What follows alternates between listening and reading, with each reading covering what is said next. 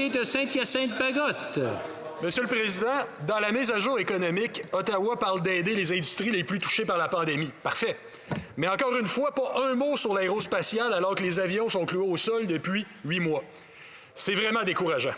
C'est 20 000 emplois qui sont menacés à court terme d'ici 2 ans, sans politique de l'aérospatiale. On a tout un réseau de PME qui est fragilisé en ce moment et qui risque de se faire récupérer pour des peanuts par des entreprises étrangères. On va perdre le contrôle de notre économie. Ça va prendre quoi pour que le ministre agisse pour protéger l'expertise mondiale du Québec? Bravo. Vice-première ministre. Merci, Monsieur le Président. Monsieur le Président, notre gouvernement est très conscient de l'importance de l'aérospatiale et du secteur aérien.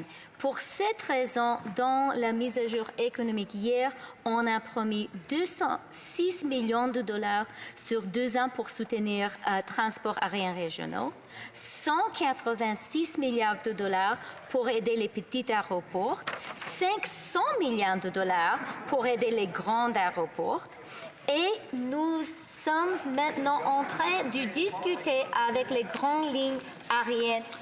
L'honorable député de Saint-Hyacinthe-Bagotte. Bon, il y a un léger détail, on ne parle pas du transport aérien, on parle de l'aérospatial. On va commencer comme ça.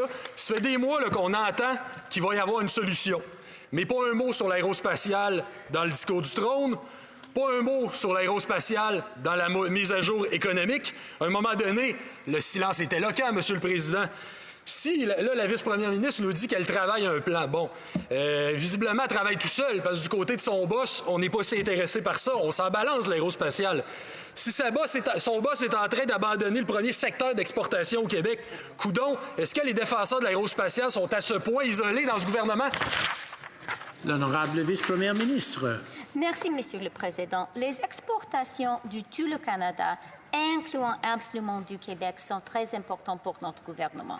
Personnellement, j'ai travaillé en étroite collaboration, par exemple, avec le secteur d'aluminium pour protéger nos exportations. Concernant l'aérospatiale, je pense que c'est un très important secteur et l'aérospatiale et la transition de l'aérospatiale dans l'économie verte sera et doit faire une grande partie de notre plan de croissance économique.